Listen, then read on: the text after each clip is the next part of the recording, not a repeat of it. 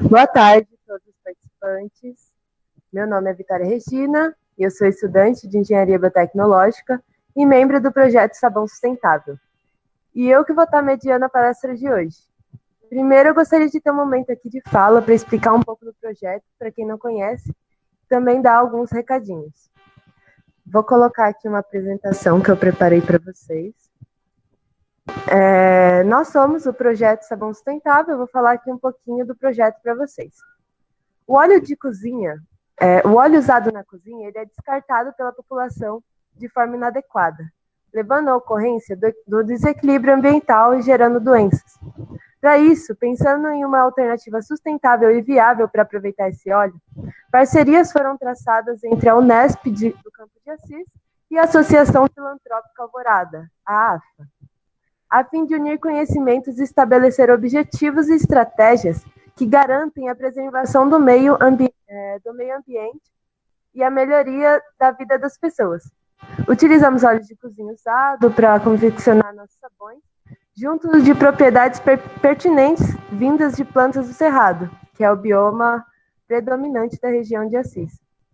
Eu vou descrever aqui alguns dos nossos pontos e objetivos que nos guiam no desenvolvimento do nosso projeto. O primeiro é a sustentabilidade ambiental, onde a gente desenvolve produtos de limpeza para reaproveitar o óleo de cozinha. O segundo é a manutenção da biodiversidade, que a gente realiza através do enriquecimento dos produtos com extratos vegetais de plantas do Cerrado, que é o bioma predominante na região de Assis, a fim de gerar pesquisa, conhecimento e tecnologia que garantam o correto aproveitamento e a conservação desse bioma. O terceiro é o incremento da saúde, onde usamos os extratos dessas plantas a fim de utilizar das propriedades farmacológicas delas nos produtos. O quarto é a promoção social, onde com a venda desses produtos podemos garantir uma nova fonte de renda para a comunidade de Assis, que reside, em sua maioria, em áreas ditas como bolsões de pobreza. Assim, a gente cumpre com algum dos 17 objetivos propostos pela ODS, né, os Objetivos de Desenvolvimento Sustentável, promovido pela ONU. Atualmente, a gente está utilizando o extrato de uma planta do Cerrado chamada berbatimão, muito conhecida, que, como relatado em literatura, possui uma importante atividade antifúngica, detergente e também emulsificante. Porém, algumas espécies também do Cerrado estão em estudo a fim de adicionar uma propriedade repelente ao sabão. Seria uma inovação para a comunidade científica, tanto para a comunidade científica quanto para o mercado. Porque com essa propriedade podemos formular produtos que ajudam no combate ao mosquito da dengue, já que a dengue aumentou 128% no número de casos só até março desse ano. E ela é uma constante crise na saúde brasileira. Mas bem, com a pandemia, nossas ações científicas e sociais diminuíram muito, mas as nossas interações digitais estão aumentando bastante. A realização de eventos como esse estão gerando não apenas visibilidade para o nosso projeto, mas também incentivo para nós continuarmos com o nosso trabalho. Queria dizer que nossos eventos não têm exatamente um caráter científico. Embora o nosso projeto esteja localizado dentro de uma universidade, e nosso público é, em sua maioria, universitário. Como eu disse, o foco do projeto é a população que não tem muito contato com o meio científico acadêmico. Então, a gente está tentando adaptar os nossos eventos para que todo mundo possa entender. Por isso também que o feedback é sempre importante. A gente ficou muito feliz no último evento que a gente fez, que foi o primeiro, com a participação desse público que a gente tem como público-alvo, né? Alguns deles até tiveram coragem de ligar o microfone para fazer um feedback positivo para a gente, para fazer perguntas. Isso deixou a gente muito feliz mesmo. Mas bem, agora a gente vai para os recados, né? O primeiro é que todos os eventos do mês de julho sem plástico terão a inscrição de forma individual. Portanto, se você se inscreveu no evento de hoje, isso não significa que você vai receber o acesso para as próximas reuniões.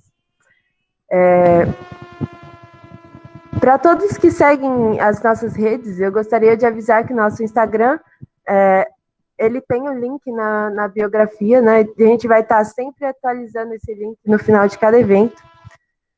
Para quem segue a gente também no Facebook, a gente vai estar fazendo post sempre. Hoje às 7 horas sai post novo. Agora a gente também está com um canal no WhatsApp, né, o canal oficial de comunicados, onde a gente sempre está colocando em primeira mão tudo que a gente tem de novidade. A gente optou, inclusive, o WhatsApp por ser o meio mais acessível para pessoas que não têm muito contato com a tecnologia. Então, é isso. O segundo recado é sobre os certificados, né? A gente vai ter, sim, certificados, mas com porém. Os certificados são apenas para os participantes que obtiverem 75% de participação comprovada nos eventos do Júlio Sem Plástico. Beleza? A gente vai estar verificando constantemente a presença de vocês durante o evento. A gente tem um software para fazer isso. Então, é importante que vocês estejam aqui participando. A terceira é que, bem, como a gente está fazendo um evento totalmente digital, a gente quer saber um pouco sobre o engajamento de vocês, né? Então, a gente criou uma hashtag no Instagram, Júlio Sem Plástico PPS. Tudo junto, né? Vou até colocar aqui de novo naquela outra tela para vocês verem. Eu peço para vocês postarem stories no Instagram com ela. Vou voltar aqui.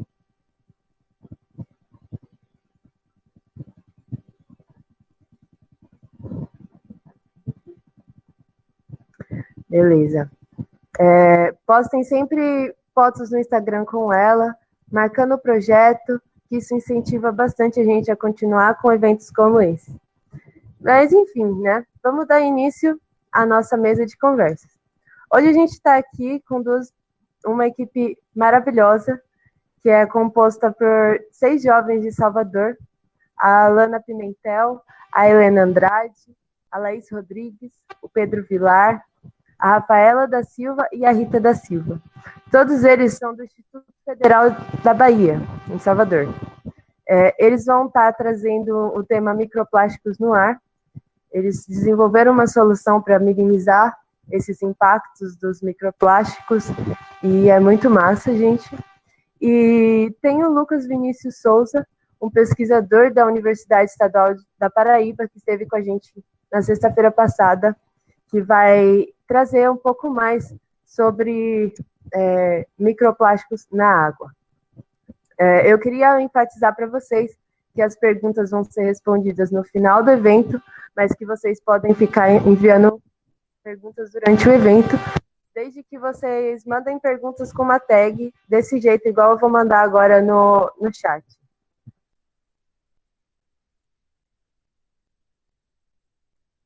Vocês escrevam perguntas assim entre chaves ou entre parênteses, só para eu saber que aquilo é uma pergunta mesmo, seguido da pergunta que vocês querem realmente que seja respondida pelos participantes, pelos palestrantes. E, bem, é isso, todas elas vão ser respondidas no final do evento. E eu queria também enfatizar que existe a possibilidade de você escrever só essa tag sem nada, sem escrever a pergunta, que a gente vai entender que você vai querer mandar a pergunta pelo microfone, né? Fazer por voz. Então, pode escrever que a gente chama vocês na ordem. E é isso. Eu queria chamar a equipe Magnetita para iniciar aqui. A galera está por aí? Estamos aqui. Opa. Pode apresentar. Boa noite a todos. Nós somos a equipe Magnetita. E primeiro eu gostaria de agradecer ao projeto Sabão Sustentável e ao projeto Bicho Folha pelo convite para participar dessa roda de conversas. Nós estamos muito felizes. Agradecer também a presença de todos que vieram. E quem somos nós? A equipe Magnetita ela foi formada nesse período de quarentena, quando aconteceu o Hackathon Space Apps Brasil. Esse hackathon ele é promovido pela NASA e por outras agências espaciais ao redor do mundo. Então, né, estávamos em quarentena, ainda também. E resolvemos nos unir e fazer algo criativo. Nós já éramos colegas de turma, somos estudantes formandos do curso técnico em Química do IFBA, Campo Salvador, e resolvemos criar esse projeto legal. Foi algo muito despretensioso no início, mas acabou que deu um resultado muito positivo. Nós somos vencedores em primeiro lugar da etapa nacional aqui desse hackathon, no desafio Planeta Tranquilo. Infelizmente, nós não fomos finalistas na etapa global, seria algo muito legal, mas nós não desistimos, nós decidimos seguir em frente e desenvolver esse projeto em parceria com o IFBA. Os integrantes da nossa equipe, pode passar, Pedro. Os integrantes da nossa equipe, como já foi falado, Alana Pimentel, Helena Andrade, Laís Rodrigues, Pedro Vilar, Rafaela Souza e Rita Silva. E somos todos formandos, né, do curso técnico em Química, alguns já fazem graduação em Química, Engenharia Ambiental, mas estamos todos juntos e focados em desenvolver o nosso projeto, que é o Plastic Air. Então, hoje nós vamos falar um pouquinho sobre o nosso projeto e falar principalmente do problema que nos inspirou, nos instigou a criar o Plastic Air. Bom, todos já sabem que... só queria confirmar se está todo mundo me ouvindo direitinho, se está muito alto. Não sei se a Vitória pode me responder, tá tudo ok, né? Tá perfeito, amiga. Como todos já sabem, a produção de plástico e principalmente o descarte indevido do plástico são problemas que crescem ano após ano, desenfreadamente, e que por mais que a consciência ambiental venha crescido, principalmente nesse século, é um problema muito grande, que a gente precisa realmente se preocupar e tomar medidas para que isso possa ser solucionado. Para a gente ter uma noção de quão alarmante é o problema do plástico no nosso planeta, um estudo que foi realizado pela Universidade da Geórgia, em parceria com a Universidade da Califórnia, nos Estados Unidos, fizeram uma estimativa de quanto plástico havia sido produzido no nosso planeta, desde a origem do plástico, que não faz tanto tempo assim, pouco mais de 70 anos, até o ano de 2017. Que foi o ano que foi realizado o estudo. E nesse estudo, eles estimaram que 8,3 bilhões de toneladas de plástico haviam sido produzidas no nosso planeta. Para a gente ter uma noção, essa quantidade de plástico é suficiente para cobrir todo o território da Argentina. Então, nós estamos literalmente cobrindo o nosso planeta de plástico. Precisamos fazer algo para solucionar isso. E algo ainda mais assustador foi a estimativa que eles fizeram para o ano de 2050, que é daqui a pouco. 30 anos vão demorar um pouco, mas vai chegar. E a gente não quer chegar nessa situação. Esse estudo falava que haveria 34 bilhões de toneladas métricas de plástico no nosso planeta. Se a situação continuar da forma que está, isso vai acontecer. E pode passar, Pedro. E um dos problemas, na verdade, que estão atrelados a essa produção exacerbada de plástico no planeta são os microplásticos. Os microplásticos, não sei se alguém tem uma noção do que é, mas apresentando para vocês, então, os microplásticos. Eles são micropartículas de plástico muito, muito pequenas, com tamanho inferior a 5 milímetros. E por serem muito pequenas, elas são facilmente inaladas e ingeridas por nós, seres humanos, e por todos os animais do planeta. Animais aquáticos, terrestres, aéreos, todos. Então, é algo muito preocupante. E como esses microplásticos são formados? Quando a gente faz uma pesquisa bem básica sobre microplásticos, é muito comum ver um exemplo dos tecidos sintéticos. Sabe aqueles tecidos que são mais baratinhos, que são feitos de poliéster, nylon, lycra, essas coisas? Eu, inclusive, estou usando uma roupa que é 100% poliéster agora.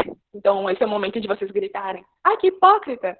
Mas É algo até importante, se você tá usando, se você tem roupas de tecido sintético, reutilize, passe para frente, sabe? Vamos reutilizar o plástico, vamos reutilizar esses materiais. Então, esses tecidos, eles são feitos de materiais plásticos e durante a sua lavagem, seja em máquina de lavar ou seja de mão mesmo, elas, por causa do atrito e do movimento desses tecidos, eles vão soltar microfibras de partículas plásticas. E isso, como não pode ser retido pelos filtros da máquina de lavar, ou pela própria água mesmo, eles são soltos na água, eles seguem para nossa rede de esgoto e vão parar nos nossos recursos hídricos. E para vocês terem uma ideia também, dependendo do estado da roupa, a própria ação de vestir a roupa pode soltar microplásticos no ar. Então, é basicamente dessa forma que os microplásticos são formados. E isso independente do material. Todos os tipos de plásticos, isso vai acontecer.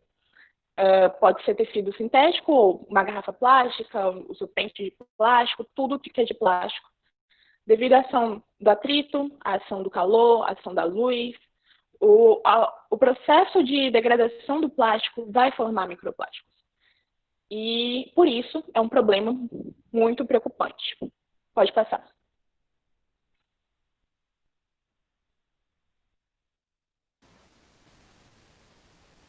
Bem, agora nós vamos falar um pouco sobre as propriedades dos microplásticos, né? Os microplásticos, eles possuem propriedades diversas e heterogêneas, né? Como composição química, diâmetro, forma, densidade específica e cor. Ou seja, os microplásticos, eles não vão ser iguais, né?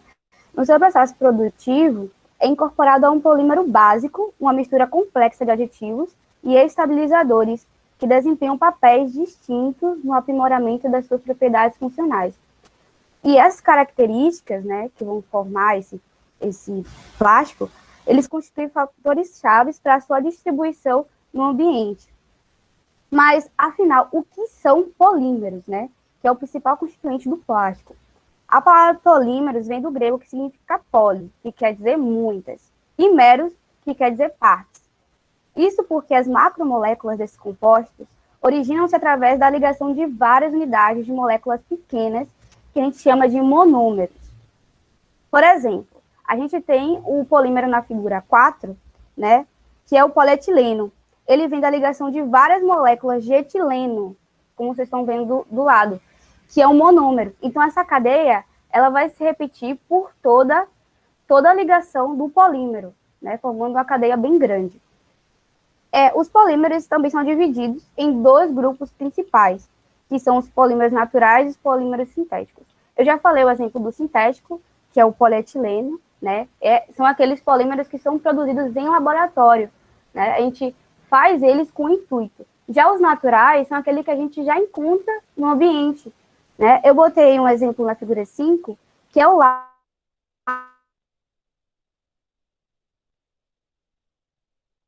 Pode voltar de onde você estava. Desculpa, gente, foi um erro aqui na internet. Então, como eu estava falando, né, a gente tem também os polímeros que são naturais, como o látex, vocês podem ver, que é formado do poliisopropeno, formado por monômeros de isopropeno retirado da seringueira. Pode passar, Pedro. Certo. Então, devido à sua superfície hidrofóbica, ou seja, por ele ter uma cadeia muito grande, formada de carbono, de hidrogênio, né, ele acaba sendo uma superfície hidrofóbica, ou seja, ele não vai se misturar com compostos polares, como a água. Então, os microplásticos, eles acabam possuindo a capacidade de absorver produtos tóxicos, né, encontrados como pesticidas e poluentes orgânicos. Além disso, metais pesados como o chumbo, o que faz com que os danos à saúde da biodiversidade sejam muito maiores. Né? Também a exposição dos microplásticos a diferentes condições ambientais, ele acaba possibilitando a formação de um biofilme colonizado por micro-organismos. A formação do biofilme pode alterar significativamente as propriedades dos microplásticos, como o tamanho e densidade. Então, a gente não tem, por exemplo, um tamanho definido, uma densidade definida, né? Porque eles são degradados por todo o ambiente, por diversos fatores. Pode passar, Pedro. Além disso, a gente tem uma classificação dos microplásticos, né? Que são os microplásticos primários, né? Que são aqueles que foram produzidos desde o início em tamanhos microscópios para fazer parte da composição de alguns produtos, como esfoliantes, sabonetes e shampoos, né? Ou seja, eles foram produzidos com o intuito de serem pequenininhos.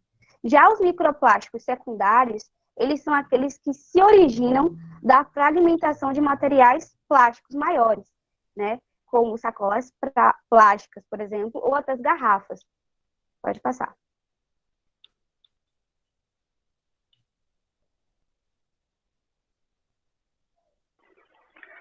Continuando um pouco o que a Alan e a Helena já falaram, é importante a gente entender melhor como são gerados esses microplásticos na questão tanto dos primários quanto dos secundários. Por quê? Os microplásticos primários são aqueles que a gente encontra em sabonetes esfoliantes, por exemplo, ou se não, quando tem um atrito do pneu de um carro com asfalto, lavagem de roupas, e tudo isso vão gerando micropartículas que vão sendo dispersas no ambiente. Já enquanto os secundários, eles são pela degradação de macroplásticos pré-existentes, ou seja, com a ação da chuva, do vento, das ondas do mar, esses macroplásticos vão se quebrando, vão se degradando, só que eles não somem, né? Eles são fragmentados em partículas menores e menores. Para efeito de comparação, quando a gente, por exemplo, olha um lápis grafite, é a mesma coisa. Quando a gente escreve com ele, a gente vai soltando essas partículas de grafite e é o que vai escrevendo, desenhando, enfim. E é a mesma coisa com os microplásticos. Todo o atrito que ocorre, toda essa ação da chuva, do calor, essa ação mecânica, vão originando essas micropartículas e elas se dispersam muito facilmente por causa do seu tamanho, pelo peso, indo para a água, para o ar e, infelizmente, até para o nosso corpo. Então, para a gente ver melhor, a gente tem que voltar para a origem do problema. Mais de 50% desses microplásticos são gerados são os secundários, que são justamente da degradação desses macroplásticos. Então, como é que esses microplásticos eles se degradam? Eles estão expostos? Então, muito disso tem a ver com o descarte inadequado dos plásticos na natureza. Por quê? Tanto no meio social, né, dos cidadãos, quando eles descartam plásticos de forma inadequada em terrenos baldios, por exemplo, na rua, tanto na questão industrial, quando eles não têm um destino bom para o plástico, não fazem uma coleta seletiva, esses plásticos se acumulam em locais inadequados, como os próprios terrenos baldios que eu citei e os lixões. E nesses locais eles estão muito expostos a diferentes condições ambientais e por isso eles sofrem ações externas a todo momento, a chuva, o vento, e tudo isso vai degradando cada vez mais ele. E justamente, por exemplo, quando um lixão, os microplásticos que saem de lá, eles já dissolvem alguns materiais tóxicos lá presentes, porque os microplásticos têm essa facilidade, como metais pesados, por exemplo, e já saem carregando, né, essa toxicidade por aí. Isso se reflete tanto na vida animal quanto na humana, já que os dois estão sujeitos à ingestão e inalação desses microplásticos. Agora, para avaliar as consequências desses atos, eu trouxe aqui duas esferas para a gente analisar, que são justamente as ambientais e a da saúde humana, e as duas estão ligadas diretamente. Por quê? Na esfera ambiental, os microplásticos, eles começam a ser ingeridos, podem ser ingeridos tanto por peixes, mas eles também são ingeridos por zooplânctons, esses micro-organismos mesmo do fundo do mar.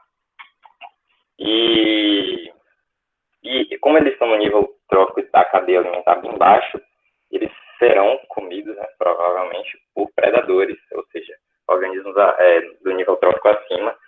E pelo fenômeno da bioacumulação, ou seja, os microplásticos que eles ingerem, quando um predador come ele também pega essa quantidade de microplástico. E assim por diante, até chegar nos organismos que nós humanos consumimos. Ou seja, é um efeito em cadeia mesmo que esses microplásticos chegam ao nosso organismo. Isso já com todos os possíveis toxinas que eles já associaram no trajeto. E na questão da saúde humana, Rita vai falar mais tarde, mas só dar uma pincelada aqui, eles podem ser tanto inalados quanto ingeridos, e eu trouxe um dado aqui, que é uma pesquisa realizada por cientistas do Departamento de Biologia da Universidade de Victoria, no Canadá, e eles apuraram que a ingestão de microplásticos varia de 74 mil a 121 mil partículas por ano. Isso seria o equivalente a uma fita plástica de 605 metros. Ou seja, se a gente for ver, durante o ano, a gente ingere tanto microplástico, em tantas coisas, garrafas de água, ou até por inalação, que isso vai se acumulando no nosso organismo. Aí já foram feitas pesquisas também que acharam microplásticos nas nossas fezes. Cerca de 20 partículas de microplástica a cada 10 gramas de fezes por aí. Então, a gente isso não é um problema invisível, infelizmente. Já a gente percebe que eles já estão na nossa vida, estão afetando diretamente. E vão continuar caso a gente não faça alguma coisa. E é por isso que isso foi uma das motivações que a gente pensou no nosso projeto, pelo menos na escala do A, e como a gente pode resolver esse problema.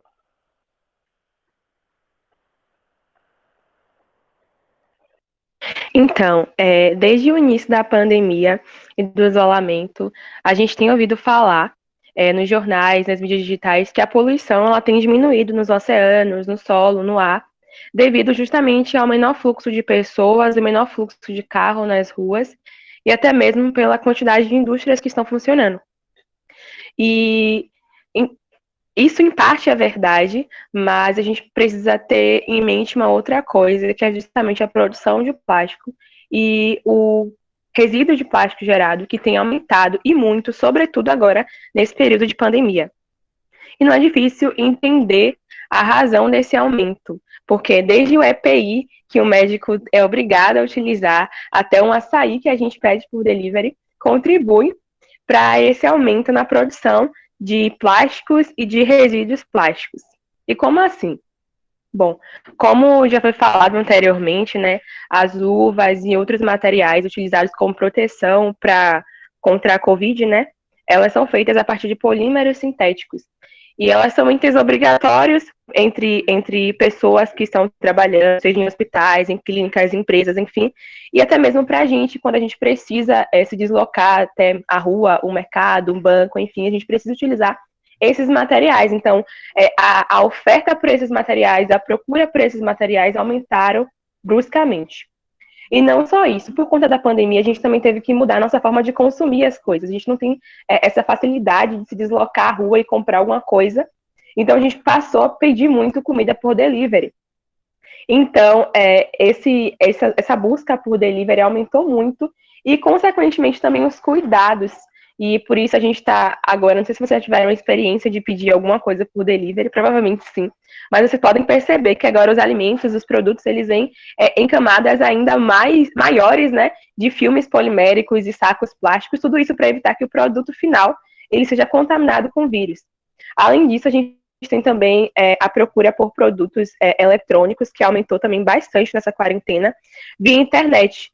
E por conta desse aumento, né, a gente também tem um aumento na produção de plástico, justamente porque para que o produto ele chegue intacto até a nossa casa, ele precisa ser revestido e protegido, e muito bem protegido. E na maioria das vezes, essas proteções são feitas à base de materiais plásticos.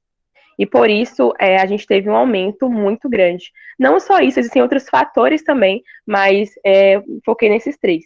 E segundo a Associação Internacional de Resíduos Sólidos, não dá muito bem para estimar quanto que aumentou, mas ela diz que pode ter sido em torno de 250% a 300% esse aumento, isso só nos Estados Unidos.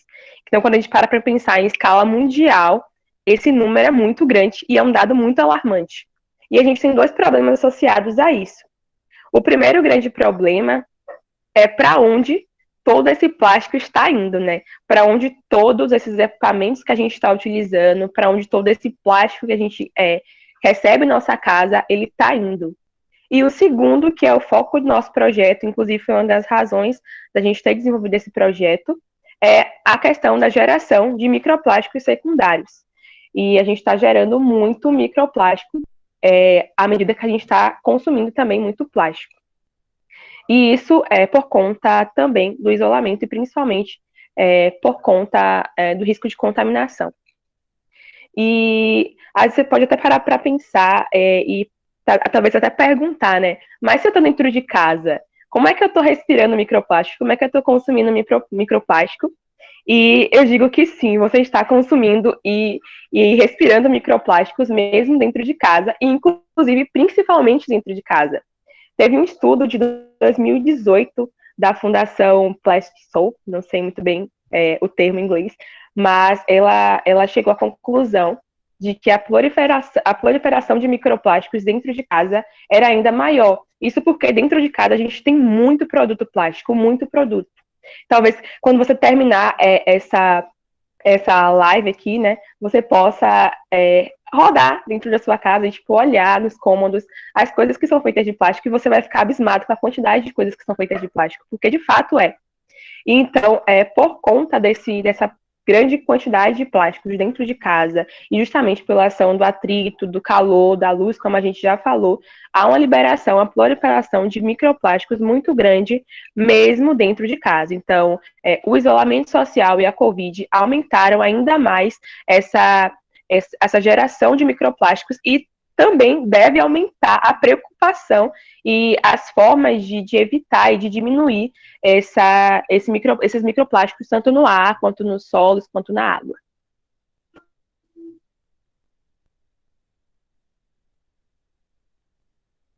Sim. Bom, gente, agora que a gente já sabe o que são os microplásticos, já conhece alguns impactos negativos que ele pode causar, será que ele consegue afetar a qualidade do ar? Antes de responder essa pergunta, é importante a gente entender o que são os poluentes. Então, considera-se como poluente qualquer substância que esteja presente no ar e que, pela sua concentração, possa torná-lo impróprio, nocivo ou ofensivo à saúde, ou seja, que torne inconveniente o bem-estar público ou que atrapalhe de alguma forma o desenvolvimento das atividades normais da comunidade. O nível da poluição do ar é medido pela quantificação dessas principais substâncias poluentes e presentes neste ar, que são os chamados indicadores da qualidade do ar. Pode passar. Bom, o Índice da Qualidade do Ar, o IQAR, é uma escala informativa das concentrações estabelecidas no Brasil com os padrões de qualidade do ar que são determinados pela Resolução CONAMA. Ou seja, a Resolução CONAMA estabelece quais são os valores mínimos ou máximos para que alguns dos poluentes, né, desses indicadores, para dizer que eles são nocivos ou não à nossa saúde. Então, esses indicadores são classificados em duas categorias, são os indicadores primários, né, eles são chamados de primários quando a sua quantidade no meio ambiente não afeta a saúde humana, e são chamados de secundários quando a sua quantidade no meio ambiente está afetando a saúde humana. Os indicadores são as partículas inaláveis, as partículas totais em suspensão, a fumaça, o dióxido de enxofre, o monóxido de carbono, o ozônio e o dióxido de nitrogênio. Com destaque, pode passar para esses dois primeiros, porque são nesses dois primeiros que a gente encontra as partículas de microplástico e por isso eles são considerados sim como um poluente do ar, assim como outros materiais sólidos e até mesmo líquidos que estão presentes, né, em suspensão na atmosfera, como poeira, pó, fuligem e micropartículas de diversos outros materiais. E o critério utilizado para classificar esses materiais, tanto microplástico como outros materiais, como partícula inalável, como partícula total em suspensão, é justamente o tamanho desses materiais. Como a gente já viu, os microplásticos possuem um tamanho abaixo de 5 milímetros. Então, a depender do tamanho que ele seja encontrado, ele pode ser também classificado como partícula inalável ou como partícula total em suspensão. Sendo que esse primeiro, as partículas inaláveis, costumam ser menores do que as partículas totais em suspensão. Pode passar. Como eu falei, essas partículas presentes no ar, independente de ser microplástico ou não, elas possuem diferentes diâmetros. Quando a gente está num ambiente muito poluído, e a gente acaba ingerindo ou inalando partículas em suspensão de microplástico com um diâmetro maior, tais como as partículas totais em suspensão, elas costumam ficar retidas no nosso nariz e na nossa garganta, provocando incômodo e até mesmo irritação, além de facilitar que doenças como gripe se instalem no nosso organismo. E quando a gente acaba inalando partículas que são mais finas, mais leves, como as partículas inaláveis, o nome já sugere, elas podem causar danos ao aparelho respiratório e carregar outros poluentes de carona para os alvéolos pulmonares, provocando efeitos crônicos como doenças respiratórias, cardíacas e até mesmo câncer. Ou seja, as pessoas que permanecem em locais muito poluídos por esse tipo de partícula, de uma maneira geral, são muito vulneráveis a contraírem algumas doenças. Pode passar. Porque, além disso, né, se a gente ingerir um microplástico, ele pode ser digerido pelo nosso organismo, liberando outras substâncias tóxicas, né, além das próprias substâncias tóxicas que as partículas podem carregar. Então, é muito importante a gente avaliar constantemente a qualidade do ar, a fim de identificar novos poluentes que possam vir a tornar o ar não propício, assim como as micropartículas de plástico.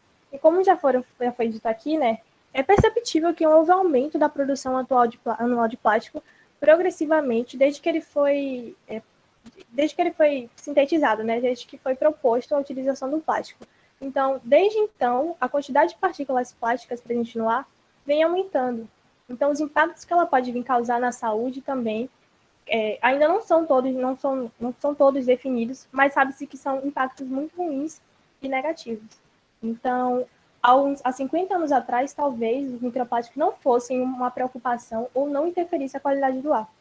Mas, cada vez mais, ele vem se tornando um poluente tão importante quanto os outros.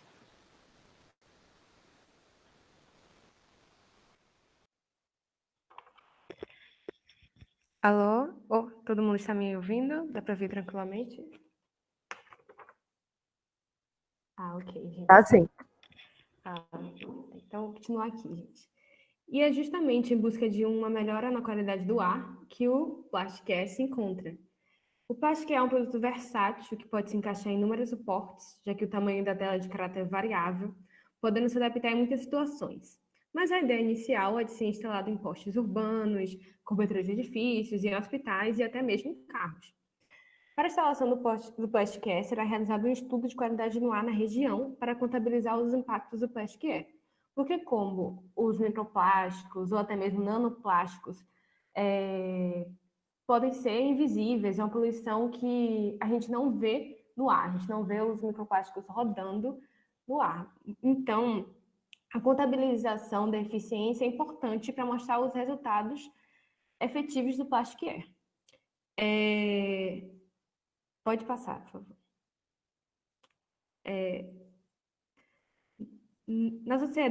Na atual sociedade, a questão ambiental é urgente e a necessidade de um mundo sustentável também.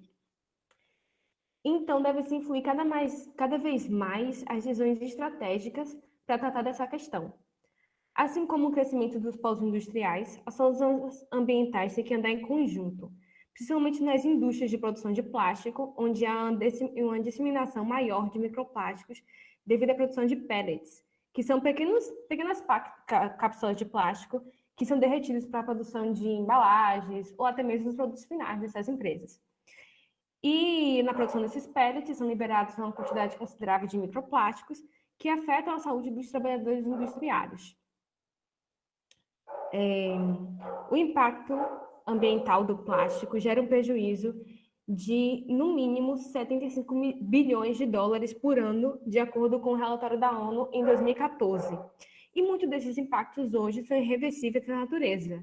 Então, cabe a nós, como sociedade, os polos industriais, justamente com apoio governamental, trabalhar nos impactos gerados e minimizá-los o máximo possível, buscando um mundo melhor para nós mesmos e para as gerações futuras. Hoje o Plasticare busca uma solução de fato ambiciosa de um problema que vem sendo ignorado por quase 50 anos desde a sua descoberta, que são os microplásticos. Os microplásticos foram descobertos na década de 70.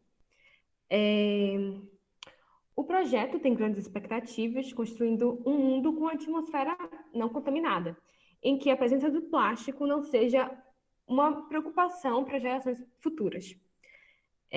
Dessa forma, com o Plastic Air, a equipe Magnetita busca tratar de um problema de tamanho micro que tem consequências em escala macro e que gera impactos de forma incisiva e perigosa à sociedade, e que até hoje não tem-se as consequências conhecidas. A gente não sabe todas as consequências que o microplástico pode gerar.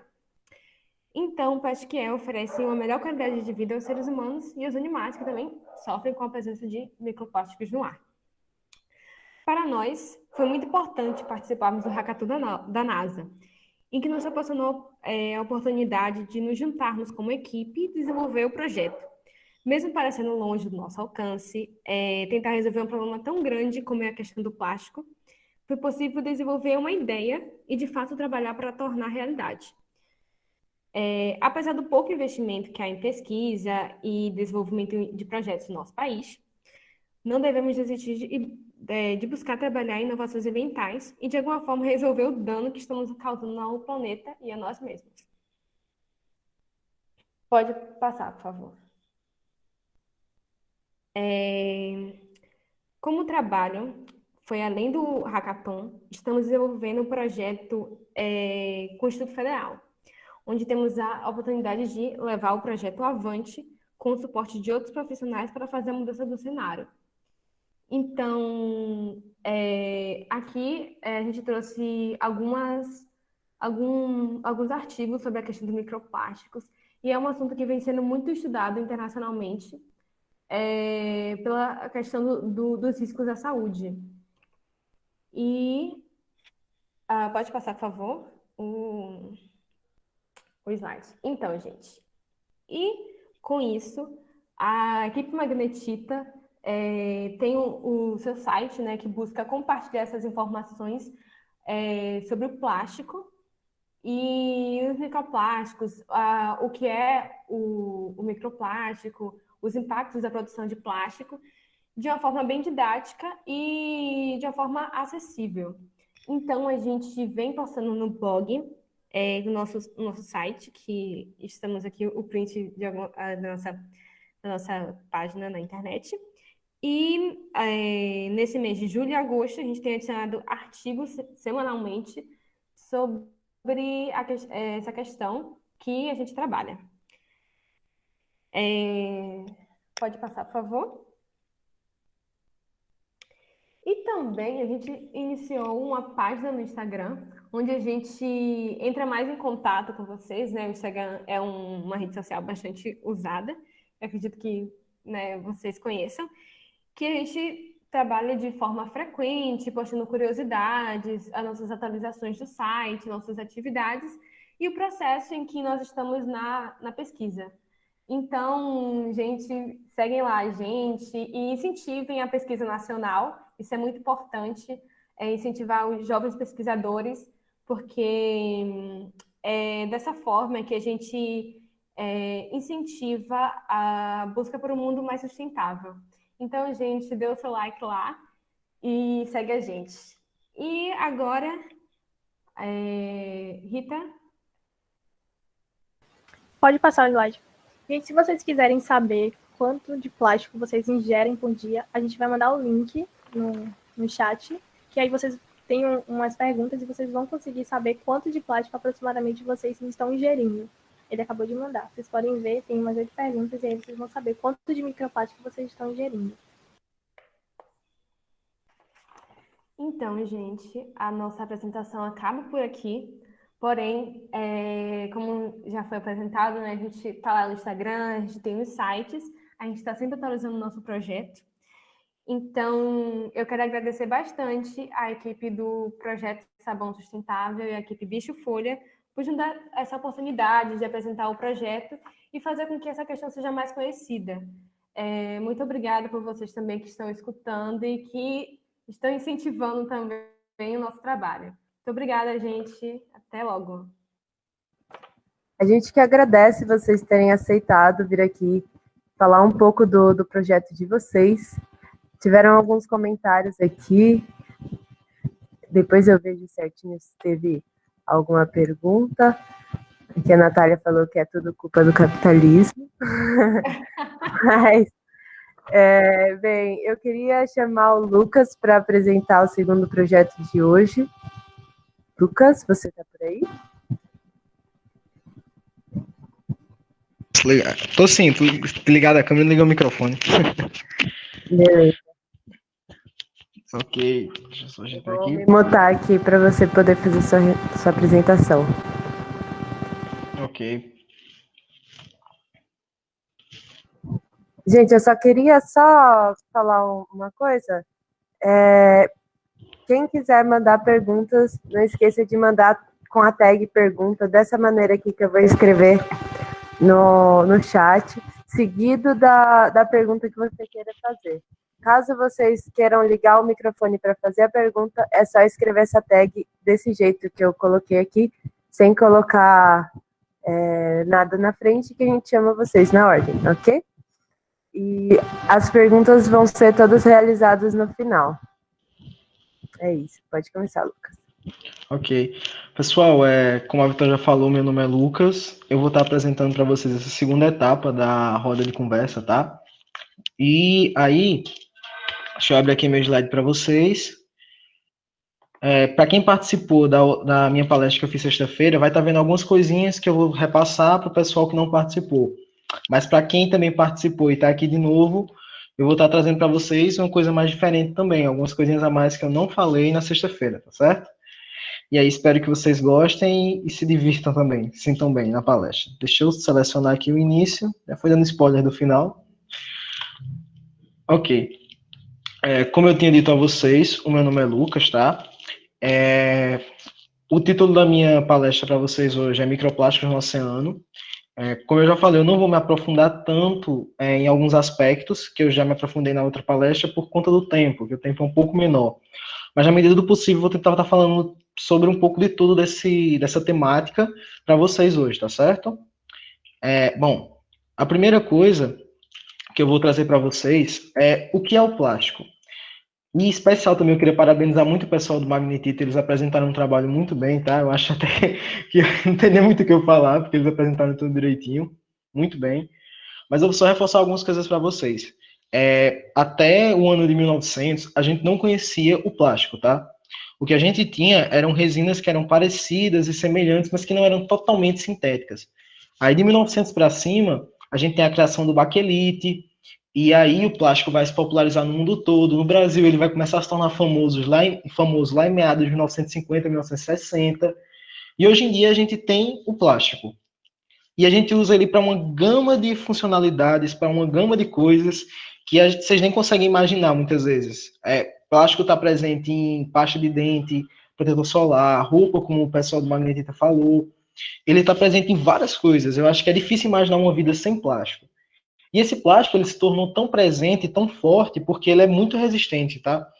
Ele é muito maleável, a gente consegue transformar as resinas de plástico numa gama de variedades, numa gama de cores e numa gama de coisas que vocês nem imaginam. E aí, à medida que o tempo vai passando, a sociedade vai se tornando cada vez mais dependente do plástico. Justamente porque ele é barato e ele consegue se transformar em várias coisas, ser usado para várias coisas. Mas com o tempo, a gente começa a se perguntar que consequências esse plástico vai trazer para o meio ambiente. Se você perguntar, talvez, para algum pesquisador dessa área, se você voltasse no tempo, fosse lá para os anos 90 ou para os anos 80, você chegasse no pesquisador, você imagina que o plástico está trazendo alguma dano, alguma coisa ruim para o meio ambiente? Talvez ele ficasse, não, eu acho que não, talvez se for é pouco, mas eles não imaginavam pelo menos o impacto que o plástico ia trazer para o oceano. Como bem foi falado pelo pessoal do Magnetita, você sabe que tem plástico no solo, você sabe que tem plástico na água, você sabe que tem plástico até no ar, como o pessoal falou, mas assim, a maior parte dos estudos que a gente anda fazendo, se preocupando, é com a questão do oceano, tá? Isso não quer dizer que os outros não são importantes nem são preocupantes, não, mas é porque a gente vê mais visualmente no oceano. Para vocês terem uma ideia, existe uma pesquisa que foi feita há um tempo que divulgou uma imagem muito polêmica, que são aquelas ilhas de plástico que vocês podem ver que elas estão flutuando no oceano. São grandes acúmulos de plástico que estão flutuando no oceano. E aí, quando a gente começa a entender sobre isso, a gente pensa, mas qual o problema em si disso, do plástico em si? É porque a grande questão é, o plástico é útil, mas o grande X é o descarte. E uma grande quantidade desse plástico está sendo descartado para onde? Para o oceano, tá? E aí, qual é o grande X? Qual é o grande problema que esse plástico traz para os oceanos? Bom, basicamente a gente tem dois problemas, tá? A gente tem um problema direto, né? Que você vai ter aquela ação sobre o plástico, que vai ter sobre os animais, que você vê algumas imagens, que eu já não trouxe aqui para não estender tanto, mas tem na outra palestra, que você vai ver que vai acontecer de ficar enroscado, sacolas plásticas, anéis plásticos vão prejudicar o desenvolvimento de alguns animais, vão prejudicar a respiração. Mas o grande foco das pesquisas marinhas que a gente tem atualmente é principalmente isso aqui, ó, que é o que a gente chama de bioimigração, que é observar como esse plástico ele está seguindo dentro das cadeias tróficas dos organismos. Nessa imagenzinha, que é do trabalho do Ivar, vai estar a referência no final, ele demonstra bem o que acontece e como esse ciclo do plástico é muito amplo, porque o grande problema é que quem vai comer o plástico é principalmente os organismos menores, tá? Principalmente o microplástico. Quem vai comer esse plástico, quem vai digerir, vai se alimentar dele, são esses organismos menores, principalmente os organismos que estão no plâncton, em especial o zooplâncton. E esses organismos, eles vão servir de alimento para os outros organismos maiores. E uma hora ou outra, isso vai acabar chegando no ser humano, tá? E a maior parte dos estudos, ele observou que você tem a presença em aves, você tem a presença em mamíferos, em grandes mamíferos, como leões marinhos, focas, baleias. Você tem a presença em peixes, bastante, muitos estudos com peixes. Em especial também você tem a presença em moluscos, para quem gosta bastante de... eu não sei como é que vocês chamam aí, mas eu vou dar um nome mais geral, assim, que é a ostra, né? Porque meio que para cada região tem uma denominação diferente, mas no geral a ostra e os parentes dela, digamos assim, são alimentos muito comuns na alimentação de muitas pessoas e está se percebendo cada vez mais a presença do microplástico nesses organismos, tá? Isso é um problema muito sério de saúde pública. E não dá para desatrelar o microplástico da poluição, como o pessoal mesmo falou na palestra, tem o detalhe de que a maior parte do microplástico que adentra no meio ambiente ele vem da lavagem de roupas. Um dado que eu não trouxe, porque eu acabei esquecendo na palestra, mas eu trago agora para vocês, é que no trabalho do do Browne, ele comenta que para cada lavagem de roupa, cada lavagem simples, com um pouco volume de roupa, aquela lavagem básica, digamos assim, são soltos no meio ambiente 1.900 fibras. Isso para cada pessoa, cada casa. Então, imagine que, por exemplo, uma dona de casa faz uma lavagem de roupa pesada 3 vezes por semana. Então, eu não sou o grande pai da matemática, mas dá um número bastante alto, 1.900, no mínimo, né? Vezes 3 por semana. Isso considerando uma casa. A quantidade de partículas que você tem esse adentramento no meio ambiente, principalmente no ambiente marinho, é gigantesca. E muito disso se deriva das questões de saneamento, porque acaba que você tem uma grande descarga inadequada nos estuários. E desses estuários você vai ter um encaminhamento para o meio oceânico, tá? Porque, querendo ou não, desde o nosso passado, quando a gente remota lá no início, na Mesopotâmia ali, a sociedade ela sempre se estruturou perto de rios. Só que isso não é um problema em si, a sociedade está estruturada ali perto do rio. O grande problema é a sociedade se utilizar do rio como centro de descarte, principalmente de esgoto. E quando não há descarga direta mesmo, das pessoas jogando plástico dentro do rio mesmo, ou nos sedimentos, estuarinos e assim por diante, tá?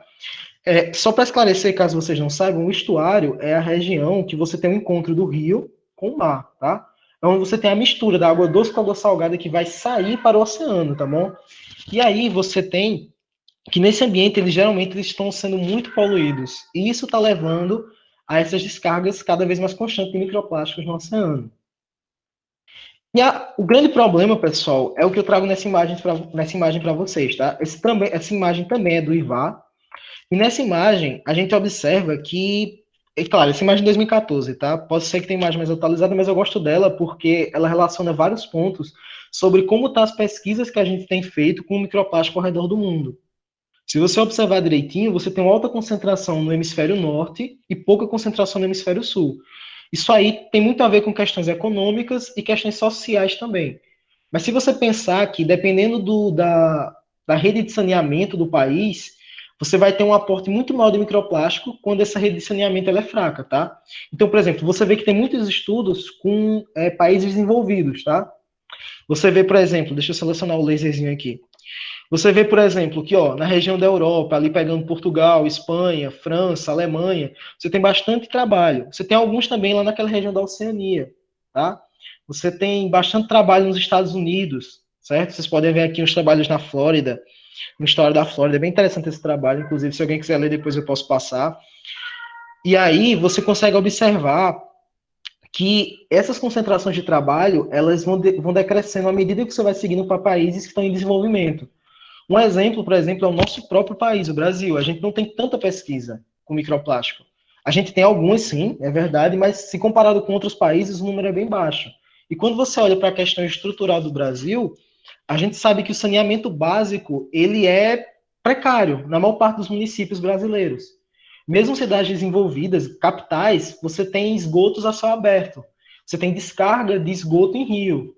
Tá? Eu acho que eu não sei se na sua cidade tem, mas na minha particularmente tem, por exemplo. E minha cidade, ela não é a capital do meu estado, tá? Mas é uma cidade bem grande do meu estado. E mesmo assim você encontra esgoto a céu aberto. E aí esse histórico ele é muito retratado também pela economia do país.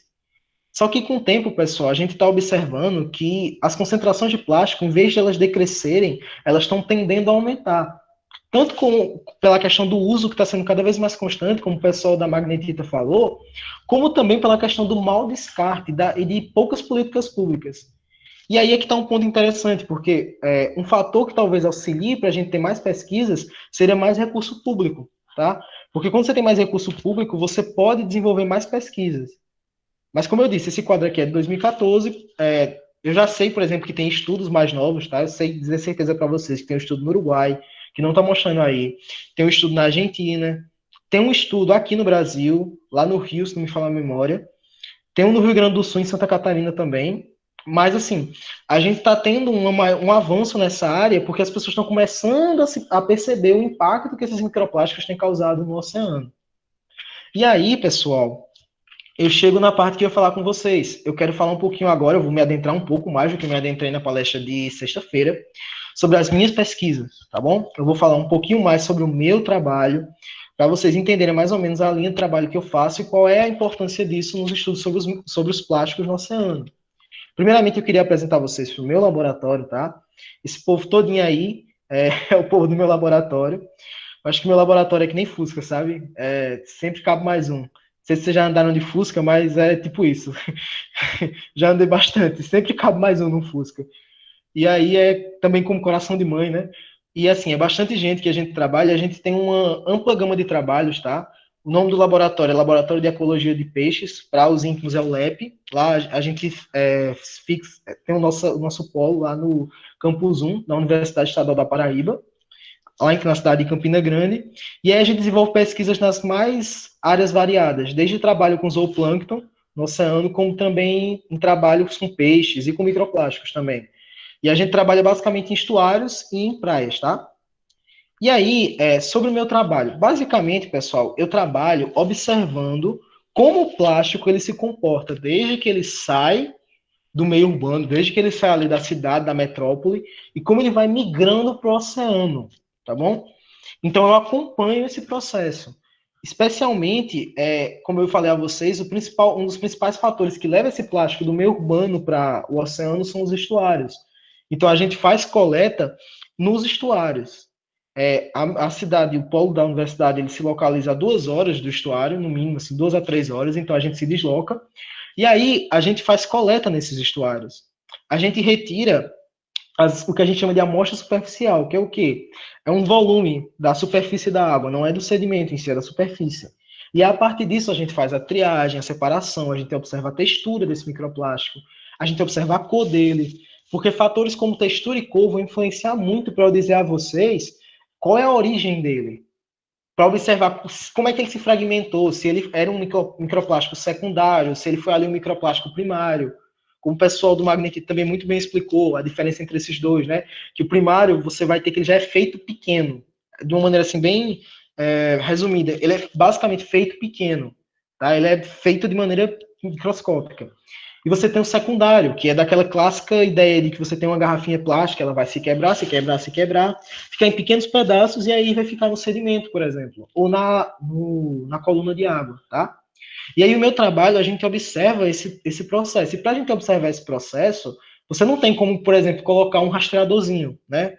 Até tem, você tem como fazer por isótopos, mas dá um trabalho bastante grande, não é, assim, é interessante, mas não é tão conclusivo ainda assim. Acaba sendo muito caro para um resultado que dá ao mesmo tempo para você observar de outras formas. Então, no meu trabalho, a gente justamente observa, a gente acompanha pelos números que você tem. Por exemplo, você tem a maior quantidade de determinada área ali do oceano, você tem maior quantidade de fragmento, ou de fibra, ou de cor. Por exemplo, você tem mais azul nessa parte aqui, a parte que está mais perto ali do oceano, a parte que está mais perto do rio.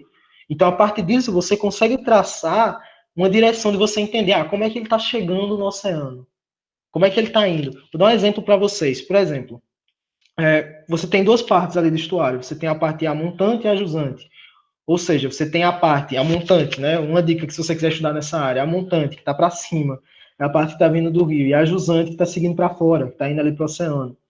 E aí você tem, por exemplo, que nessa parte a jusante, você tem muita fibra azul, tá? E na parte, por exemplo, a montante, você vai ter, deixa eu imaginar aqui, fragmento amarelo. Qual seria uma explicação plausível para que você tivesse muita fibra? A jusante. Você pode selecionar por vários fatores. Um deles, por exemplo, geralmente, fibras azuis a gente encontra em rede de pesca. Então já dá para imaginar que se, por exemplo, tem muita pesca naquela região ajusante, que é aquela região mais próxima da praia ali, que você vê o pessoal pescando em barco, é compreensível que aquela fibra seja, por exemplo, desse pessoal que está pescando, entendeu? É uma ideia, mas não é totalmente isso, não é na totalidade isso, mas é basicamente para vocês entenderem como é que a gente vai descobrindo. A gente associa fatores da urbanização que está ali presente, das coisas que as pessoas estão fazendo ali ao redor e que vão gerar algum impacto. E a partir disso a gente observa no microplástico. O tamanho dele, olha, ele está bem fragmentado. Significa que ele pode ter passado muito tempo ali. O que significa que aquele ambiente está servindo de depósito para aquele microplástico. Ou, por exemplo, ele está relativamente grande, está com um aspecto bem uniforme assim, em tamanho, quer dizer que ele pode ser novo ali, se fragmentou há pouco tempo. Ele é colorido, mas agora ele está transparente, quer dizer que ele pode ter ficado exposto ao sol. Porque, basicamente, pessoal, a gente tem três coisas que degradam o plástico para microplástico.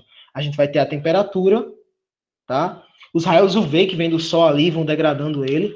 E a gente também vai ter a ação mecânica, que pode ser da água, a própria água ali quebrando o microplástico, ou do sedimento, os próprios grãos de sedimento fragmentando aquele plástico ali, ou até mesmo fatores biológicos, só que esse é menos comum, mas acontece.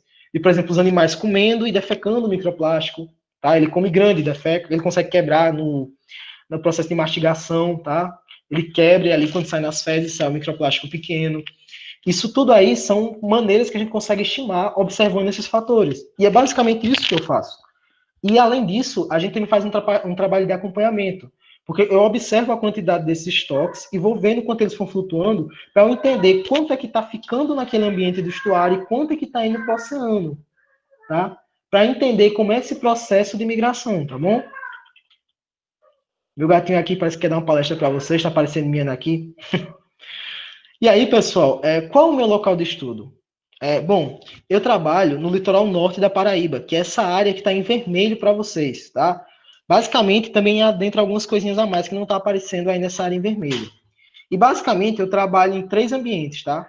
3 não, se você contasse, o número é 7, porque, na verdade, eu trabalho nessa região costeira que vocês estão vendo aí, que compreende 4 praias. Mas não são praias aleatórias, tá? Tem uma intencionalidade de serem essas praias. Essas praias aí são praias urbanas, onde você... o estado é a Paraíba, tá? Eu tenho uma foto e esqueci de dizer qual era o estado. O estado é a Paraíba. Lá no Nordeste, como foi comentado antes. E aí, essas praias aí são 4 praias urbanas. Praias onde você tem uma intensa atividade de turismo, de especulação imobiliária, ou seja, você tem imóveis sendo construídos aí, você tem descargas de esgoto no estuário que está perto delas, que eu vou já mostrar, porque eu também faço trabalho só nele e ao mesmo tempo com ele, é bem interessante. E aí você tem essas descargas de poluentes e você tem um turismo muito intensivo, tá? Quando a gente vai estudar um pouco sobre isso, a gente vê que tem uma diferença clara sobre de onde que o microplástico vem. Quando você observa uns estudos, por exemplo, eu estou fazendo um estudo todo dia naquela praia, eu estou acompanhando durante, 2 meses, todo santo dia o sedimento da praia. Quando é o que a gente chama de estudo diário, você vê o estoque diário, né? Ou seja, o estoque de plástico que está vindo ali cotidianamente, no dia a dia. Esse estoque aí, geralmente, na maioria das vezes, ele vem do turismo, as pessoas que descartam copos plásticos, sacolas plásticas, o próprio protetor solar, tá? Porque o protetor solar, ele tem plástico, então, por exemplo, você descarrega o protetor solar no solo, e tudo isso aí vai ficando naquele estoque diário, tá? Só que com o tempo, esse estoque diário, ele se desloca para o oceano. Ele está na areia da praia, no sedimento, e aí vem a água e com o tempo ele vai saindo para o oceano. Por isso que, por exemplo, você encontra ele em curtos períodos de tempo. Quando você observa um período mais longo, é o processo contrário. Não é agora o ambiente que recebeu e está enviando para a água. É a água que recebeu e está trazendo para o ambiente, tá? É o que a gente chama de estoque permanente. Aí isso aí pode vir dos estuários, pode vir da própria descarga naquela água que está ali ao redor, na parte que a gente chama da coluna d'água, daquela região ali pelágica, tá? Ele pode vir dali também. E esses estoques secundários, perdão, secundários não, esses estoques permanentes preocupam muito a gente, porque é a partir deles que eu posso medir a quantidade de plástico que tem no oceano. Que entenda, se justamente esse plástico que ele está sendo esse estoque permanente, ele vem do oceano, a partir da quantidade que eu tenho no sedimento, eu não consigo ter uma noção mais ou menos aproximada de quanto plástico está vindo naquele oceano. Estão entendendo? Então, por exemplo, o meu trabalho mesmo é com esses estoques permanentes, tá? Eu faço as coletas com um período... Eu fiz, né? Já terminei esse trabalho, estou terminando, se Deus quiser, a gente vai publicar, estamos terminando de escrever. E eu e outro rapaz, chamado Alexandre, a gente fez esse processo, né? Ele fez as coletas, e aí eu fiz a análise do material. E aí, a gente faz essas coletas num período maior de tempo. A gente não faz, por exemplo, todo dia, tá? A gente faz em estações. Porque aí eu consigo observar melhor o estoque permanente e eu consigo observar a quantidade que está vindo do oceano para a praia. Ao mesmo tempo, dá para observar também a quantidade que os turistas estão depositando, mas o foco principal é observar esses estoques permanentes para ter uma noção de como está poluído o oceano, ali naquela região.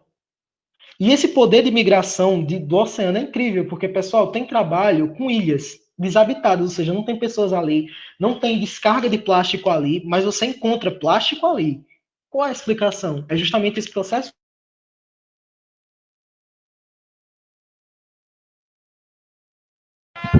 Lucas, deu uma travada aqui. O trabalho que eu estava lendo essa semana, acho que inclusive ontem, na verdade. Lucas. Oi. Deu uma cortada. Em que parte, para eu repetir? Você estava... Ai, eu nem lembro, deixa eu ver.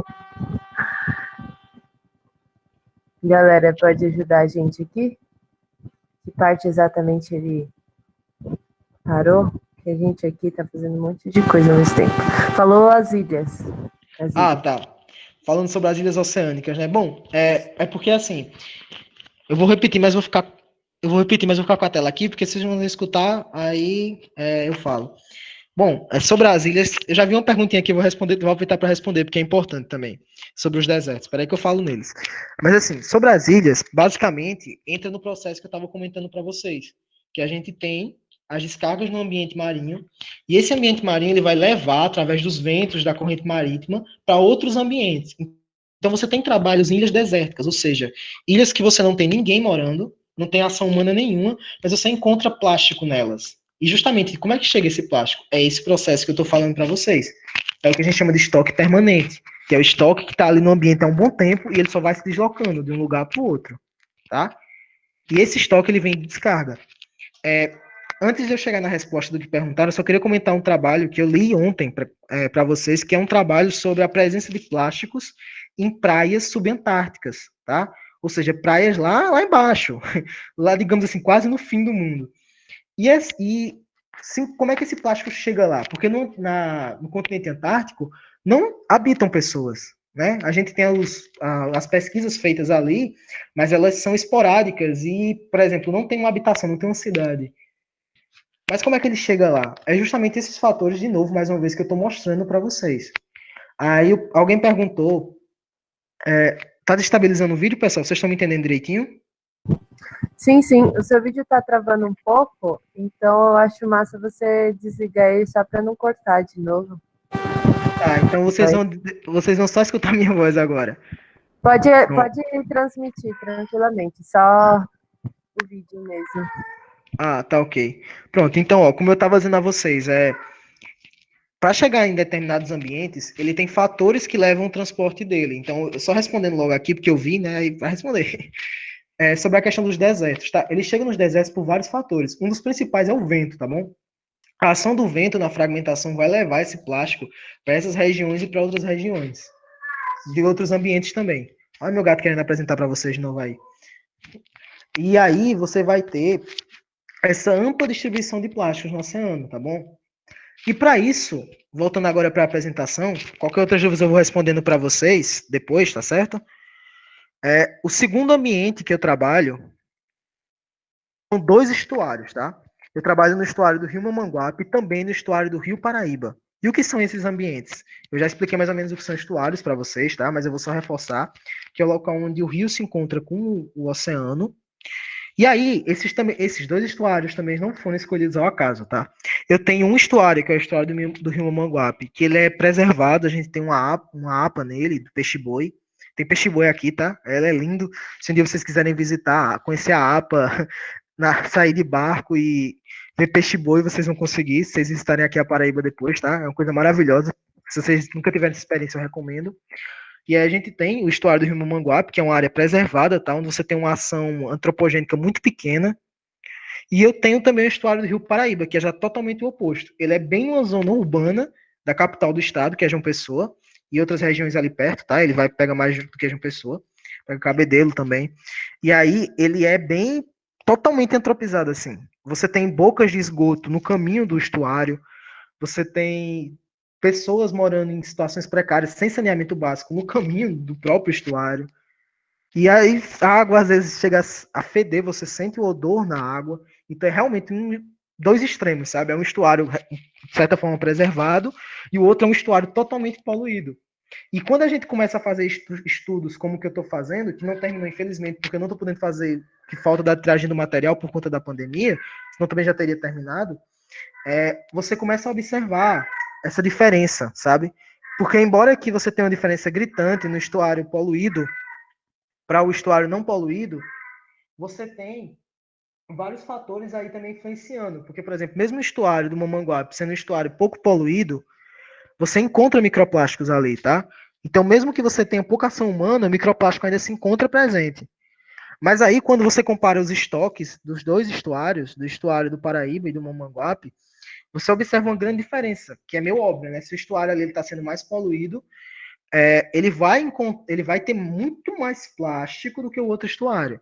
Mas como eu disse a vocês, esse trabalho ainda está em processo de conclusão, ele ainda não terminou. Ao contrário das praias que eu falei para vocês, esse daqui, ele ainda não terminou, então ainda tem alguns dados para terminar de triar e tem que se observar alguns fatores também que levam a isso, tá bom? Então eu não posso dizer com certeza para vocês esclarecer, porque a gente ainda tá terminando de triar os dados, para poder ter uma noção grande sobre isso aí. Mas basicamente, os meus 2 trabalhos refletem o que eu estava dizendo para vocês, observar como é que esse microplástico ele está se distribuindo nos oceanos, como é que ele está chegando, como é que ele está se locomovendo, como ele está sendo encontrado, em que tamanho, em que cor, e por que isso é importante? É justamente para compreender que medidas a gente pode tomar. Qual a medida que eu, como gestor de um governo, eu posso tomar para auxiliar na questão de evitar a poluição? O que é que eu, como gestor, posso fazer? Para eu saber disso, eu preciso compreender como é que o plástico vai para o oceano, eu preciso entender como é que o plástico se distribui e como é que ele se encontra. Então, tudo isso aí está atrelado. E, basicamente, pessoal, esse é o meu trabalho, tá? Eu espero que eu não tenha me estendido muito, tenho até medo. Eu tentei ser o mais sucinto possível e falei menos coisas das coisas que eu já falei. E aí, pessoal, para continuar, só para terminar com chave de ouro para vocês, esse trabalho que a gente vem desenvolvendo, ele já faz um bom tempo, tá? E muito daria para se fazer mais ainda, tá? Eu, particularmente, ainda não tenho um sonho aí de um dia aí. Isso aí nem meu orientador sabe. O pessoal brinca que eu imagino muito, que eu invento muito. Que não é mentira, eu tenho muita ideia. E aí, você vê que mesmo a gente tendo uma boa área de monitoramento, a gente não consegue monitorar toda a Paraíba, tá? Porque isso aí requer dinheiro, transporte, requer material e trabalho também. Mas eu tenho um sonho um dia na minha vida, um dia na frente, de, quando Deus quiser continuar fazendo, de monitorar toda a costa da Paraíba e também dos outros estados adjacentes, para a gente observar como está sendo essa poluição, pelo menos em uma área mais ampla no Brasil. Porque é muito importante que a gente, que é um país que está em desenvolvimento, a gente comece a entender como é que a gente tem gerado a gestão de recursos sólidos, tá? Alguns amigos meus pegaram no meu pé, porque algumas vezes na palestra eu falei lixo, e não é correto falar lixo, tá? O correto é resíduo sólido. Então, a gente como um país que está em desenvolvimento, é muito interessante a gente acompanhar como a gente está gerindo esses resíduos sólidos. Mas para isso também a gente precisa de políticas públicas que auxiliem a gente para isso. A gente precisa que os gestores eles estejam atuando, financiando essas pesquisas. Porque para vocês terem uma ideia, pessoal, por exemplo, um espectrômetro, que é um material que eu particularmente não uso ainda, mas um dia pretendo usar, mas não posso comprar, porque justamente falta o que eu dizer a vocês, ele é caríssimo. Então, por exemplo, para um laboratório obter isso, ele vai ter que ter um auxílio ou de empresa privada ou do próprio governo. E para isso aí, o governo tem que dar o quê? O dinheiro. Faz-me rir, como dizem as pessoas. E para isso é necessário que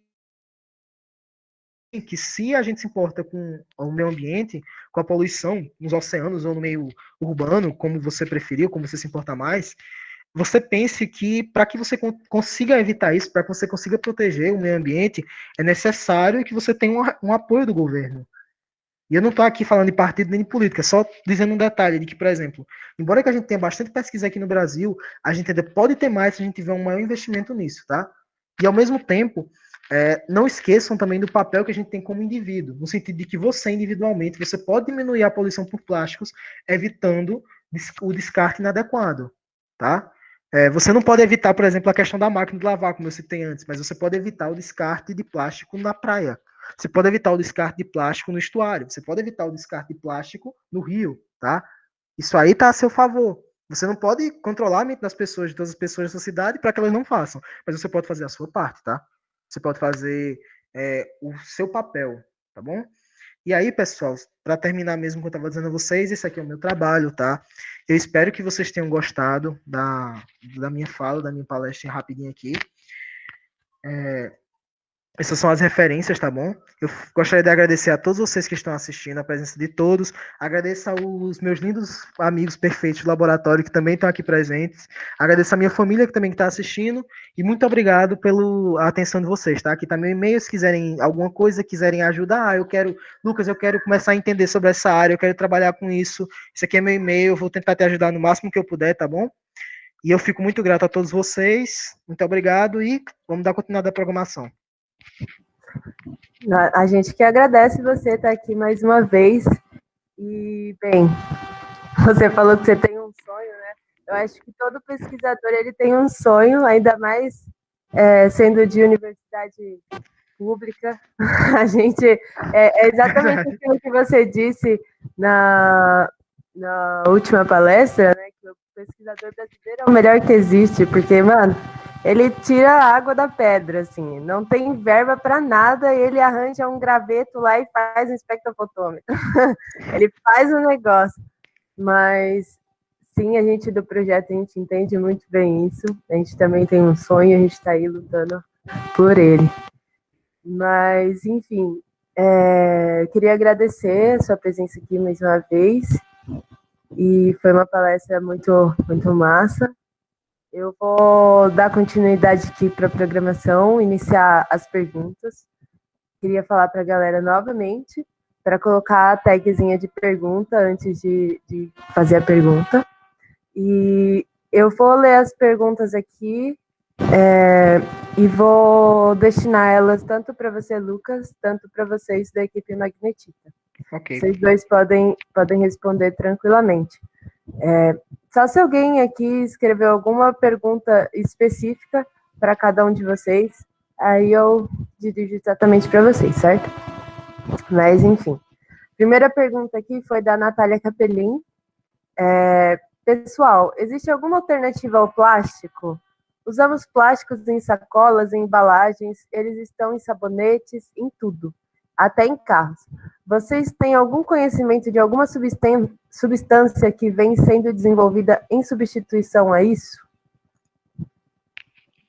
E é com vocês, galera.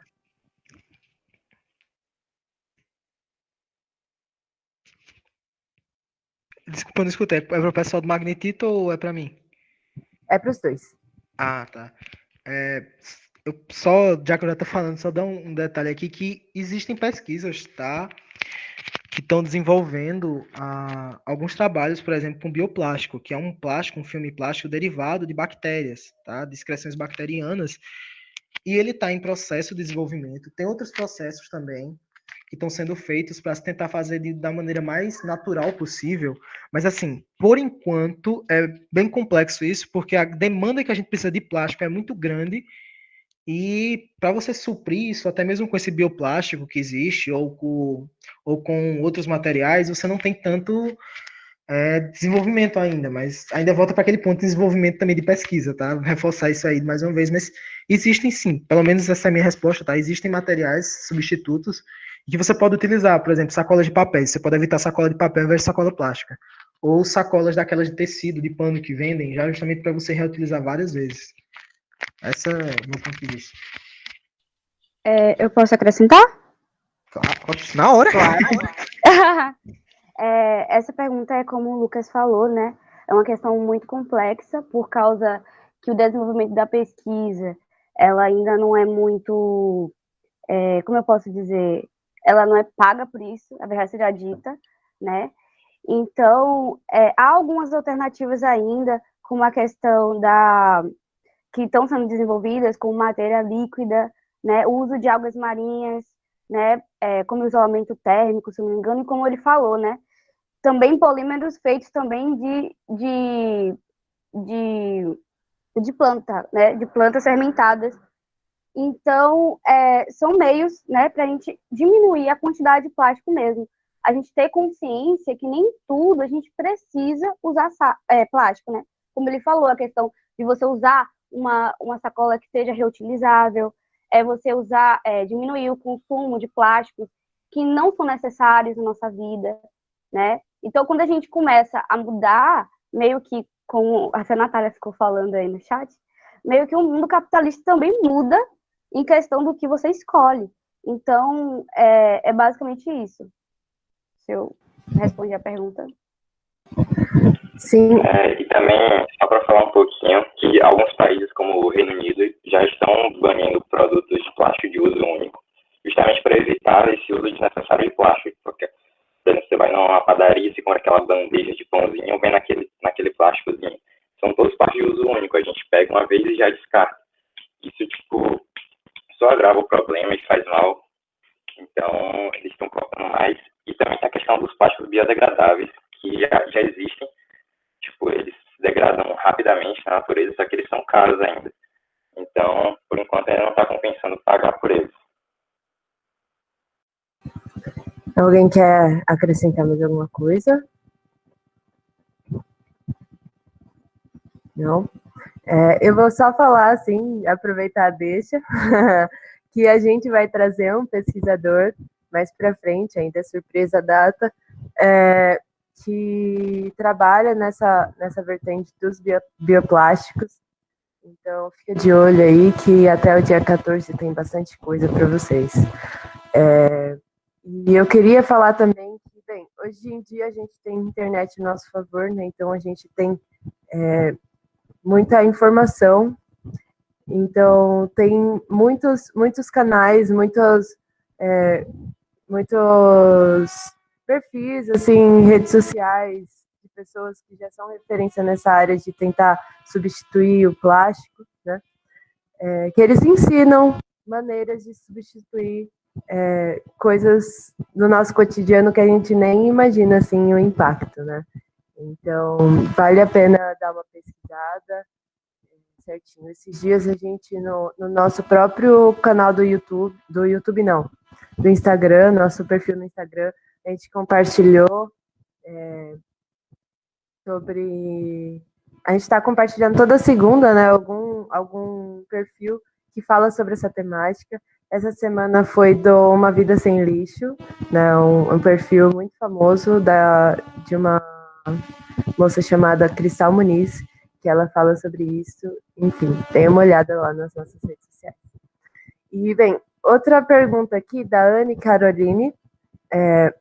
No caso de pessoas que não se alimentam de animais, a ingestão de plástico se dá de outra forma além do ar?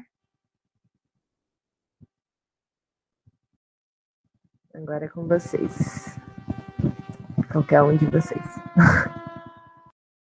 Então, sim, além das carnes, né, dos peixes, enfim, frutos do mar, já foram encontrados microplásticos na própria água que a gente bebe, já foram encontrados no sal, na cerveja também, se eu não me engano, também na no açúcar, e enfim, tem outros vários produtos e alimentos que a gente consome que já foram encontrados microplásticos, além do próprio ar. Nossa, alguém quer complementar com alguma outra informação? Sim, seria, por exemplo, embalagens de produtos industrializados. Mesmo que não tenha nada de origem animal, eles podem estar soltando partículas microplásticas nesses alimentos e você ingerindo. Além da própria água, né? A sua garrafinha, por exemplo, de plástico, ela também solta microplástico na sua água. A gente está consumindo plástico o tempo todo. Certo. Mais alguém quer complementar com alguma coisa?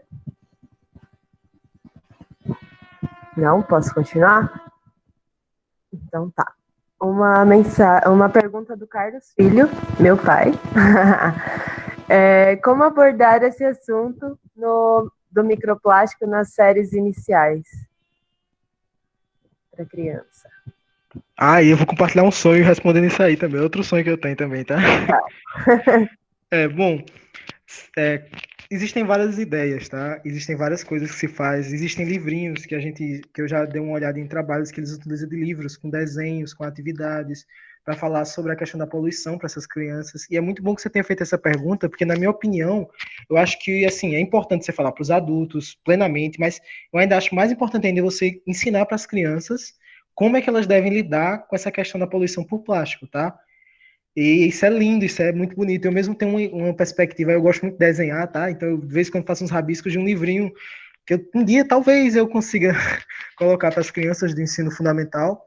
Mas é algumas ideias como essas, de que, por exemplo, você trazer para a educação dessas escolas, nos livros didáticos também, tá? Você colocar coisas assim, jogos que os professores podem desenvolver falando sobre poluição por plástico, mas tudo isso aí também demanda um pouco da participação universitária, da universidade com os projetos de extensão que ela deve desenvolver para atrair essas pessoas e trazer o conhecimento para essas crianças. Então, por exemplo, eu posso te dizer para você que métodos efetivos que tem trabalhos mostrando isso, que funcionou para crianças, a percepção delas, livrinhos paradidáticos, revistas, para quem é um pouco mais antigo, lembra, por exemplo, do Cezinho, né? Muito tempo atrás, a revista do SESI, ou a Turma da Mônica, revistas naquele estilo, que buscam de alguma forma assim mais infantil mostrar para as crianças como é importante não poluir, como é importante não jogar plástico no meio ambiente. São iniciativas assim que você encontra. Tem alguns projetos que já existem, que já trabalham com isso, mas que também é importante que nos livros didáticos se tenha alguma menção a isso. Mas medidas assim, através de joguinhos ou através de animações, tá? Nos Estados Unidos a gente tem alguns canais que eles fazem animações curtas de 1 minuto e meio, porque a gente sabe que a atenção da criança é menor do que a do adulto, ela fixar na tela ali, eles fazem curtas de animações que ensinam para as crianças que não é para jogar lixo no oceano, no meio ambiente. Então, iniciativas assim. É porque talvez aqui no Brasil isso não é tão comum, que é um problema, deveria ser comum. Mas são coisas assim que a gente consegue trazer para as crianças o ensinamento sobre a questão dos plásticos. E aí você consegue evitar que, pelo menos na teoria, que essa criança se torne um adulto poluidor. Né? Porque ela, na teoria, ela aprendeu e não vai fazer mais aquilo. Tá? Essa é a minha resposta sobre essa pergunta. Massa. Alguém tem mais a acrescentar na pergunta? Eu só queria falar. Como o Lucas falou, né, muito mais importante do que educar os adultos sobre o consumo de plástico e sobre a geração dos microplásticos, é muito interessante falar com crianças, porque a criança vai crescer com essa consciência ambiental, já sabendo sobre esses impactos, não só do microplástico, né, mas sobre os outros problemas que o consumo exagerado de plástico e de diversos outros materiais podem causar. Então, não abordando apenas o microplástico, mas fazendo a educação ambiental desde cedo, vai ajudar, né, a reduzir os impactos desse problema. Pode falar aí. Alana, você vai falar ainda?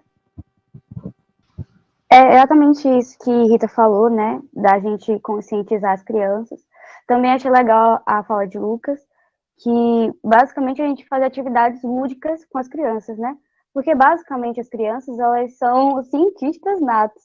né? Eles gostam de saber o que está acontecendo, gostam de observar a natureza, né? Então, se aproveitar, né, por assim dizer, dessa questão das crianças, porque elas são bem curiosas, elas gostam de saber, elas gostam de participar, né? Tem algumas atividades que as escolas podem fazer, como criação de horta, né? Isso meio que ajuda a criança a entender que o ambiente é o lugar que ela vive, que ela tem que cuidar daquele lugar, né?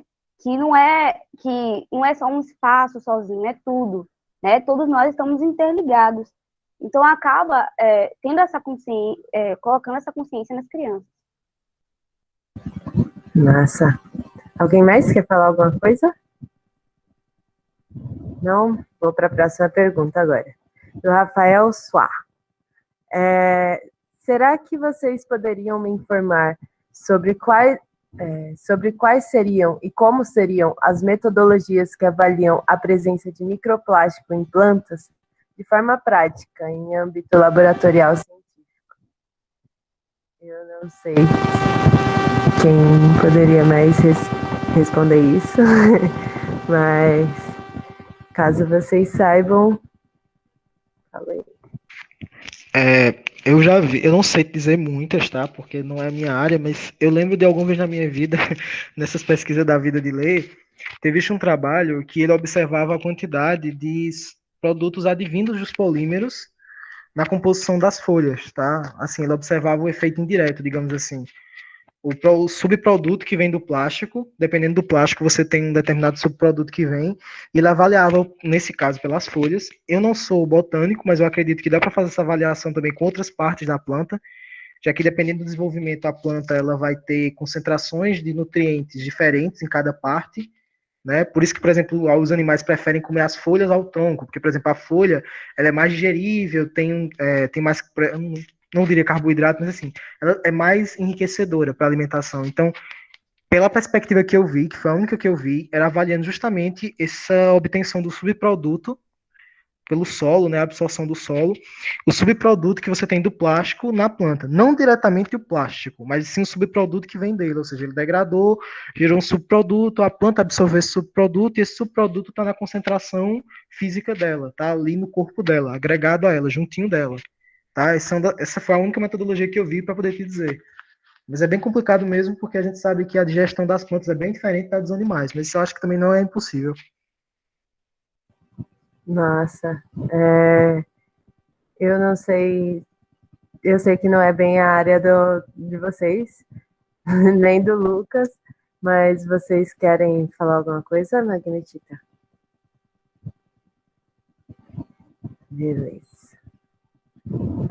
Tem um comentário aqui de uma das perguntas, da Natália Capelin. Eu já vi sacolas de mandioca, de bioplástico. Será que dá para substituir nos outros produtos também? Tipo, usar o bioplástico nos negócios de carro lá? No caso, plástico injetado, essas coisas. Bom, o plástico é utilizado para muitos fins, desde medicamento, quanto para usar em carro ou em materiais, tipo, por exemplo, para celular. Existem algumas alternativas para plásticos que já têm substituto, como você trouxe, né? Que são as sacolas feitas de mandioca, que compõem os bioplásticos. Mas tem outros fins que a gente utiliza o plástico que ainda não existe substitutos, que estão sendo pesquisados, como para medicamento. Já que a gente utiliza também muitas cápsulas, pílulas, no caso, que são recobertas de plástico e ainda não tem um substituto seguro, mas estão sendo desenvolvidas algumas pesquisas para substituir os plásticos nesses materiais. Existem alternativas que, no caso, não é exatamente uma alternativa ao plástico, né, mas é uma alternativa ao descarte do plástico, que, no caso, seria reciclar, usar a reciclagem para a produção desses materiais. Reinserir o plástico que seria descartado, que causaria outros impactos, né, a fim de evitar a geração de mais plástico. Não que vá reduzir a geração de microplástico, por exemplo, porque o processo de reciclagem também gera microplástico, mas, no caso, reduz outros impactos no ambiente que são para além da geração de microplásticos. Entendi. Alguém quer falar mais alguma coisa? Beleza. Próxima pergunta aqui é do Carlos Filho. O PLA usado na impressora 3D, ele realmente é substituto do plástico? Bom, depende do fim. O PLA é substituto para alguns materiais. A depender do fim, você pode utilizar ele. Por exemplo, para produção de materiais de tubo, até mesmo para produção de sacolas plásticas ou até de embalagens. Vai depender do fim. Eu não sei dizer qual fim que ele não pode ser usado. Eu acredito que, por exemplo, para medicamentos ele não pode ser utilizado. Mas existem diversos fins que já pode ser utilizado PLA. Massa. Alguém tem mais alguma coisa a acrescentar? Não? Galera, alguém tem mais alguma dúvida? Porque senão eu já vou encerrar aqui o nosso encontro. E é isso. Fale agora o cálice para sempre. Mas, enfim, por enquanto, eu queria agradecer a presença dos dois novamente. Tanto dos dois, assim, entre aspas, né? Dos 7, porque a equipe Magnetita tem gente pra caramba aí. E do Lucas também. Eu gostaria de agradecer a todos vocês por estar aqui hoje, por disponibilizar esse tempo para estar aqui participando do nosso evento, mostrando as pesquisas de vocês, os projetos de vocês. É muito importante mesmo para a gente, assim, vocês estarem aqui hoje. E vocês também, os participantes que tiraram o seu tempo para estar aqui hoje com a gente. Eu queria dizer que já está aberta as inscrições para o evento de sexta, dia 31, às 4 horas.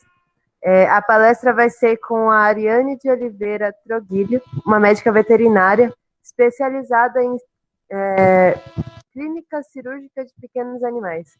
E ela vai trazer o tema do plástico associado à saúde dos animais domésticos. Então, vai ser uma palestra muito bacana, gente. O link já está disponível nas nossas redes, todas elas, WhatsApp, Facebook, Instagram, tudo. Foi enviado para vocês uma pesquisa de feedback para a gente saber um pouquinho do que vocês estão achando do evento agora. Por favor, respondam para que a gente possa melhorar cada dia, cada encontro, por favor.